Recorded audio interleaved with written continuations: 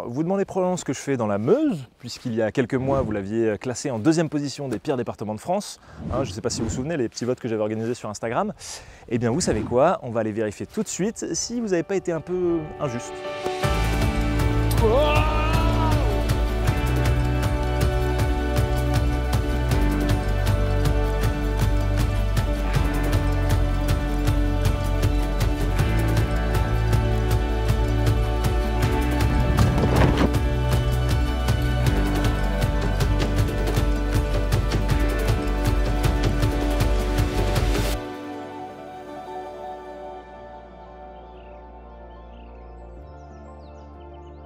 La Meuse, qui doit son nom au fleuve qui le traverse du sud au nord, est un département de la région Grand Est, au même titre que la Haute-Marne, que vous pouvez retrouver dans l'épisode précédent.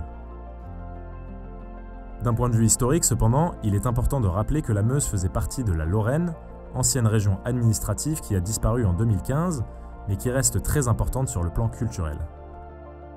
Créée lors de la Révolution française, les limites du département 55 n'ont quasiment pas changé depuis. Vous n'avez peut-être jamais entendu parler de son chef-lieu, Bar-le-Duc, cependant sa ville la plus peuplée, Verdun, jouit d'une notoriété non négligeable du fait de son importance historique. Avec seulement 30 habitants au kilomètre carré, la Meuse figure en 8e position des départements les moins densément peuplés de France. Cela veut-il nécessairement dire qu'il ne s'y passe pas grand-chose? On vient d'arriver à Verdun et on se balade sur les quais de Londres. C'est un quartier où il y a pas mal de restaurants et de bars. C'est pas Vegas non plus, mais franchement, il y a une ambiance assez cool.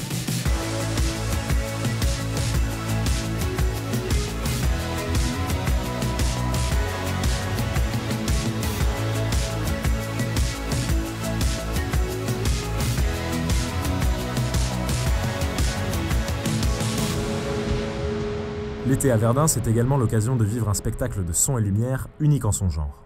Ce spectacle, qui n'est pas une reconstitution historique, mais une évocation historique, nous replonge dans la Belle Époque d'abord, avec 3 personnages, un jeune Français, un jeune Allemand et une jeune Belge, qui constituent le fil rouge. On arrive à la guerre 14-18 et on fait un grand focus sur la bataille de Verdun. Et avec 2 de ces personnages, on va jusqu'à l'entre-deux-guerres et à la réconciliation, donc après la Deuxième Guerre mondiale. Alors nous avons déjà accueilli 530 000 spectateurs, principalement français, mais également étrangers. Nous avons une traduction en anglais, en allemand, en néerlandais. Et ce spectacle a maintenant une très forte notoriété parce qu'il est très puissant, il réserve beaucoup de surprises. Il y a 60 tableaux en 1h20, donc c'est un rythme très soutenu. On ne laisse pas les gens se reposer, c'est haletant.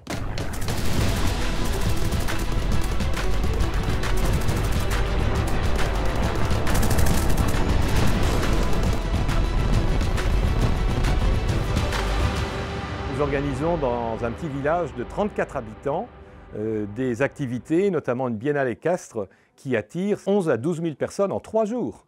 On a déjà fait venir 4 fois la garde républicaine avec la fanfare. Donc ça, c'est une fierté, parce que pour avoir ceux que je viens de citer, il faut des années et des années.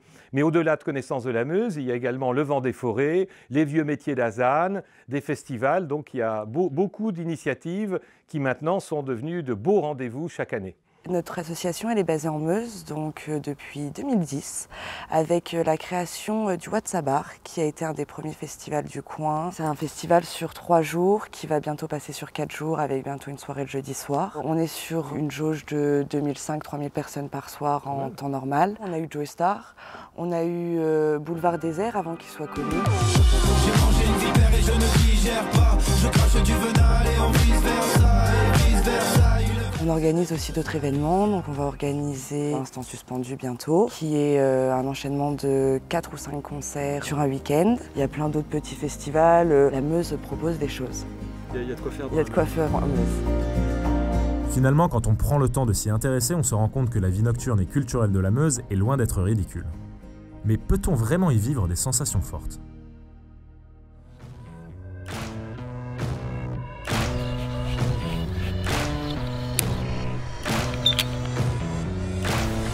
Bon, je sais pas si je vais réussir à prouver le contraire avec une mauvaise catapulte pour enfants parce que...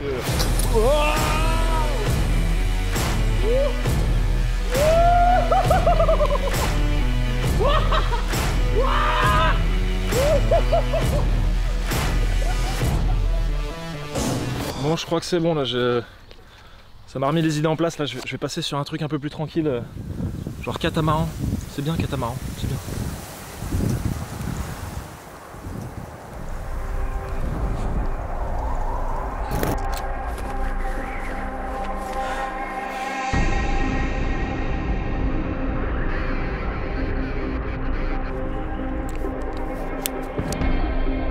mais je déconne, hein. Il n'y a pas de vent, donc ça va être très tranquille. On va pouvoir enfin se détendre.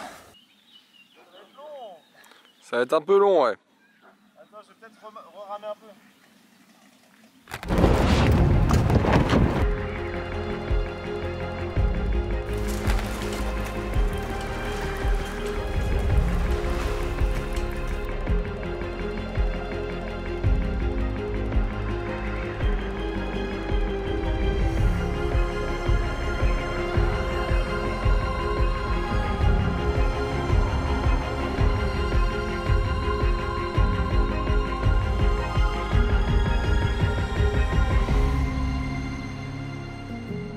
Comme l'illustrent les nombreuses activités du lac de Madine, il est possible de vivre des sensations fortes dans la Meuse.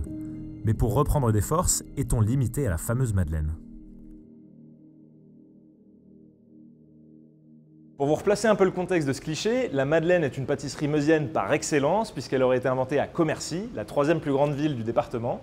Mais ce n'est pas la seule spécialité puisque la dragée, vous savez, cette petite confiserie qu'on déguste normalement au baptême, aurait été inventée par un apothicaire en 1220 à Verdun.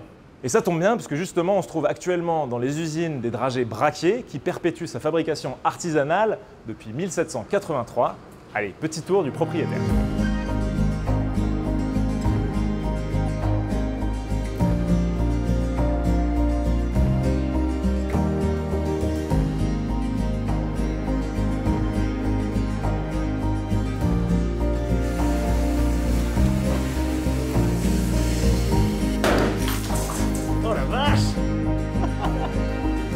Il y a les vins qui ont énormément pris depuis une vingtaine d'années, mais malheureusement on n'en parle pas assez.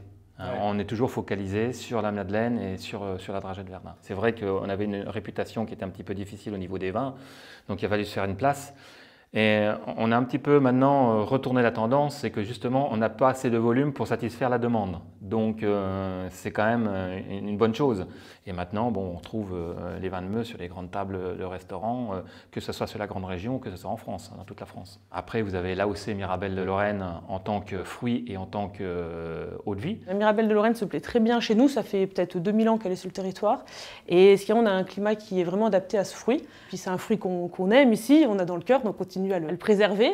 Et puis bien sûr, après, comme on aime la Mirabelle et qu'on va en consommer toute l'année, on cherche des solutions pour la transformer et l'avoir tout au long de l'année. Au château d'Aton-Châtel, le chef, nouveau venu, a été quand même demi-finaliste de Top Chef. Donc ce qui n'est quand même pas rien. Ça tombe bien, je crois qu'on y va justement. Ah je pense que vous allez apprécier. On va se régaler. Ah, je pense, oui, je pense.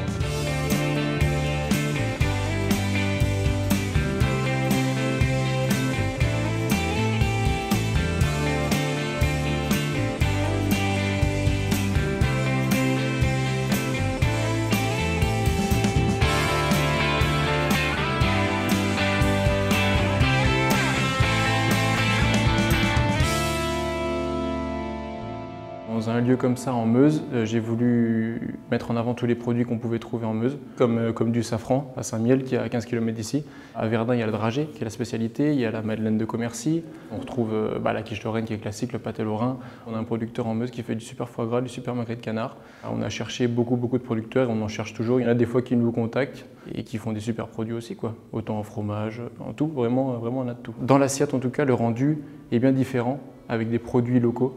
Parce qu'ils ont leur terroir, c'est là que vient le terroir, quoi. Le terroir, il est meusien et il se ressent dans l'assiette, je pense.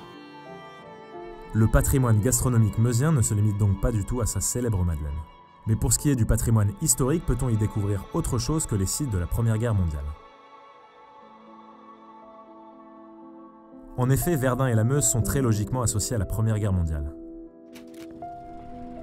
De 1914 à 1918, de l'Argonne au saillant de Saint-Mihiel, de Vauquois aux Éparges, tout le département était en première ligne. Et évidemment au centre de ces champs de bataille, le plus grand, le plus mondialement connu, celui de Verdun. Si bien que la Meuse possède aujourd'hui le plus riche patrimoine Grande Guerre au monde.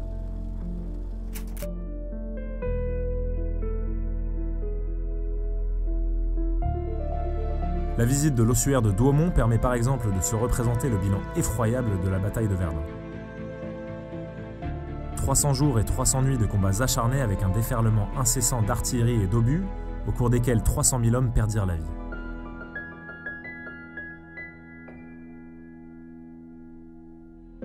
La butte de Vauquois, quant à elle, illustre parfaitement la guerre de position. Ce point d'observation stratégique fut âprement disputé pendant plus de 4 ans et conserve aujourd'hui les traces des centaines d'explosions qui y furent recensées.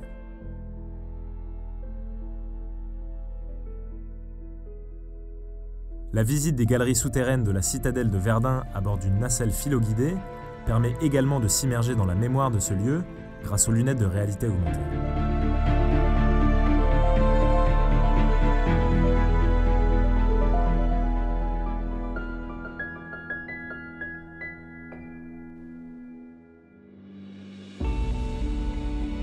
Cependant, l'histoire de la Meuse ne se limite pas au XXe siècle.